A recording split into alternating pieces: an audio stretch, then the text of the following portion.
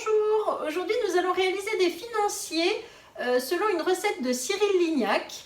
Alors ces financiers nous allons les faire dans un moule flexipan et je vais utiliser aujourd'hui le moule barquette que j'aime beaucoup pour les financiers parce qu'il a une forme, vous voyez, un petit peu allongée, une taille qui est assez intéressante.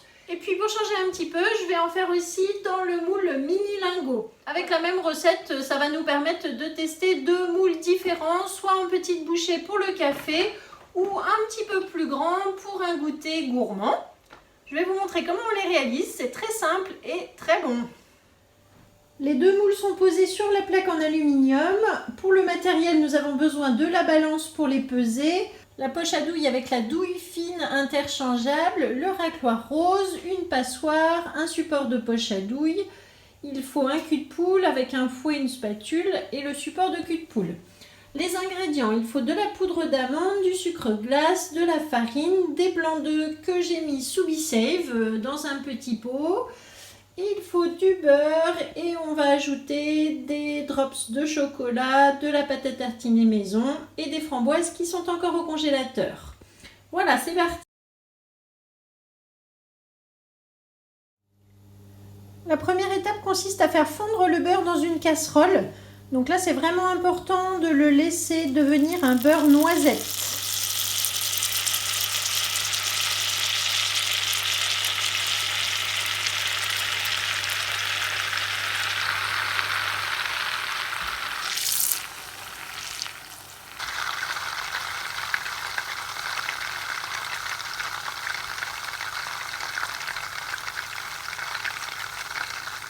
Le beurre noisette consiste à le laisser prendre une petite couleur dorée et vous allez voir du coup des petites particules qui se déposent au fond de la casserole.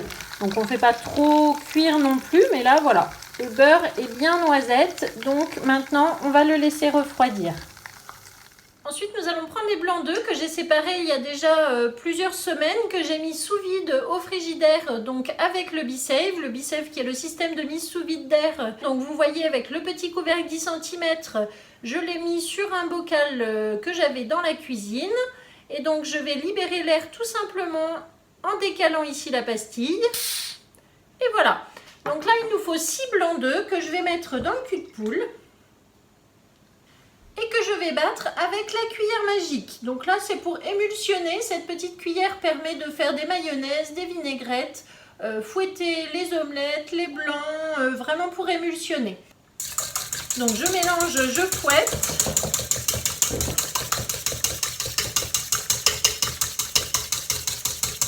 Dès que les blancs sont bien mousseux comme ça, on va pouvoir ajouter 200 g de sucre glace.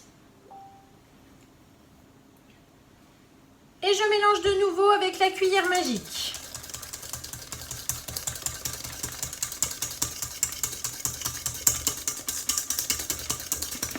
Vous voyez que la cuillère magique, elle remplace en fait un fouet finalement, vraiment pour émulsionner et rendre ce côté très mousseux. Ensuite, nous allons ajouter 80 g de poudre d'amande. Je mélange.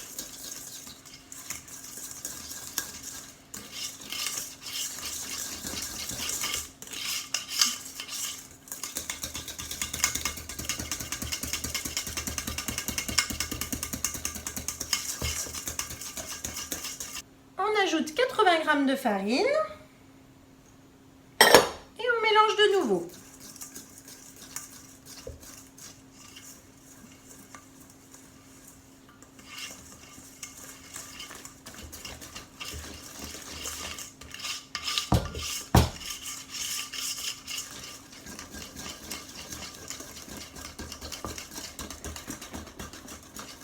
Lorsque vous obtenez une préparation comme ceci, bien homogène, ensuite on va prendre une passoire et on va verser le beurre noisette dans le cul de poule.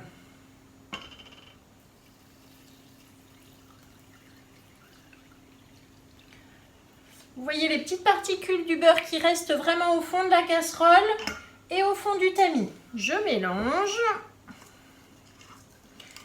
Et ce sera tout au niveau de la préparation. Donc c'est vraiment très simple. J'aime beaucoup faire des financiers. On peut utiliser les blancs d'œufs qu'on a en réserve dans le frigo. Et c'est une petite pâtisserie qui se mange très facilement. Pas besoin de sortir beaucoup de matériel. Un cul de poule, une cuillère magique et le tour est joué. Et voilà.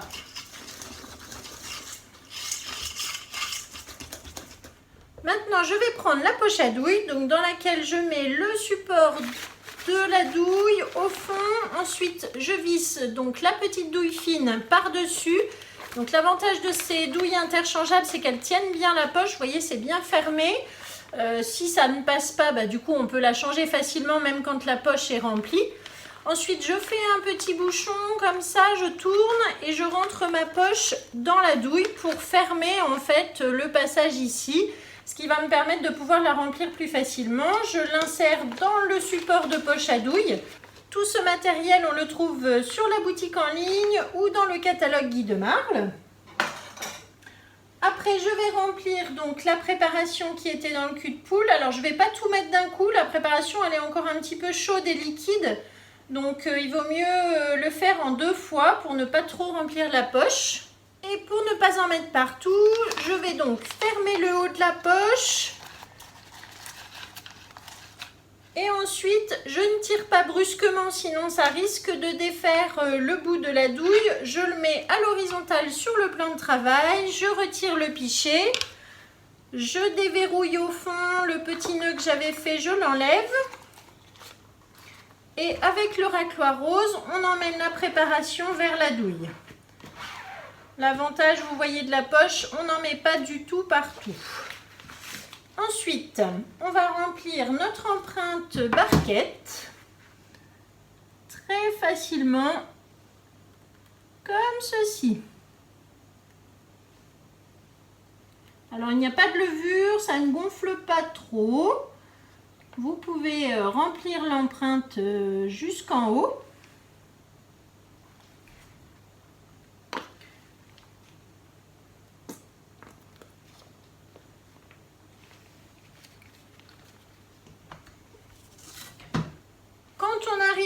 Vers la fin de la préparation, on prend le racloir et on continue comme ça de ramener vers le bout et vers la douille, ce qui est beaucoup plus facile.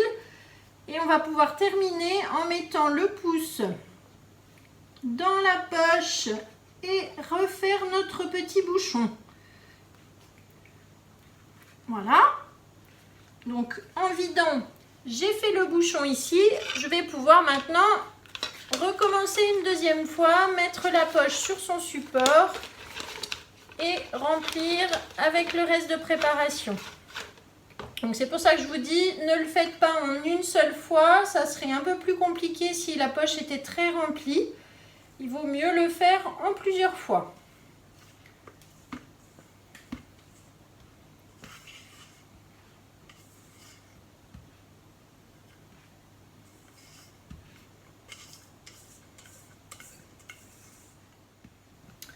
Et de la même façon, je remonte le haut, je verrouille, je pose à l'horizontale. Et maintenant, je peux déverrouiller.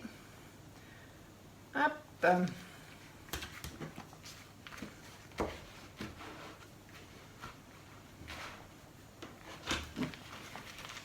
Voilà. Et on continue de remplir nos empreintes. Donc là, je termine les barquettes. Et maintenant, je vais faire les lingots.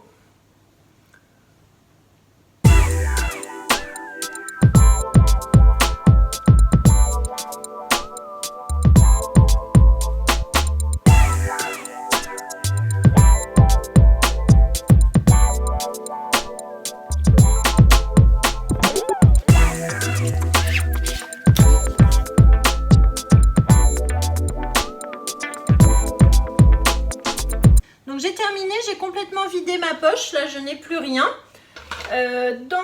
J'ai donc rempli 18 barquettes, les petits lingots, il m'en reste 2 qui sont vides, mais ça c'est pas grave. Vous savez que pour les flexipans, on peut laisser des empreintes vides quand ça va au four, il n'y a aucun souci, vous ne mettez rien dedans, même pas d'eau, surtout pas. Vous les laissez comme ça. Nous allons donc les remplir maintenant différemment. J'ai sorti des framboises du congélateur. Surtout, laissez-les bien congeler avant de les mettre juste dans la préparation, sinon ça va détremper la pâte. Donc vous les mettez au dernier moment, encore surgelés. Si ce sont des framboises fraîches, évidemment, pas de souci. Voilà. Ensuite, j'utilise les drops de chocolat qui sont sur la boutique en ligne. Et donc, une petite série avec des pépites de chocolat.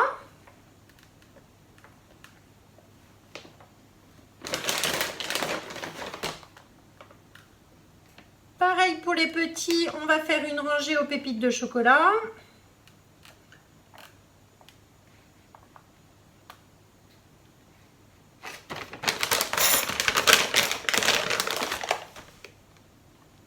Et enfin, pour terminer, je vais prendre de la pâte à tartiner maison que j'ai faite dans le high cooking et que j'ai mise sous vide également. Donc, je l'ouvre. Et voilà, donc la pâte à tartiner maison qui se conserve très bien au réfrigérateur avec le B-Save. On peut vraiment le conserver plusieurs semaines. Donc, je vais juste mettre une bonne noisette même de pâte à tartiner au milieu de mes petits financiers.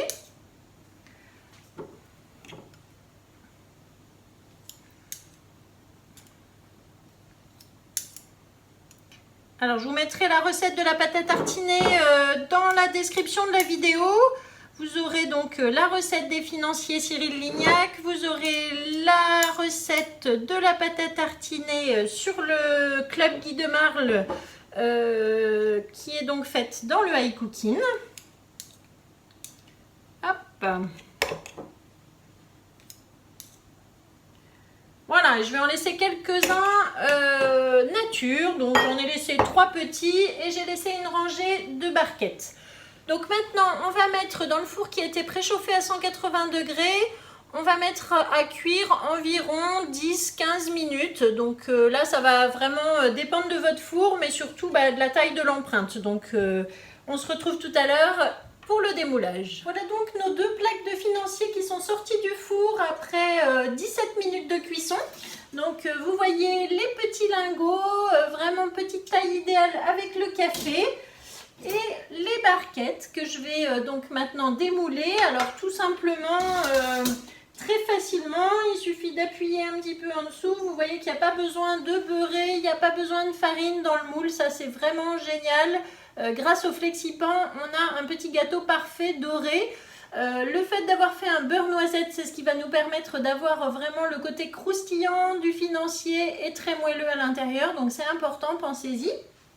Et voilà, donc je vous remercie d'avoir suivi la vidéo. Et je vous mets donc toutes les recettes dans la description. N'oubliez pas de vous abonner à la chaîne YouTube, de partager, de commenter. Et puis je vous dis à très bientôt pour une prochaine recette. Merci beaucoup, au revoir.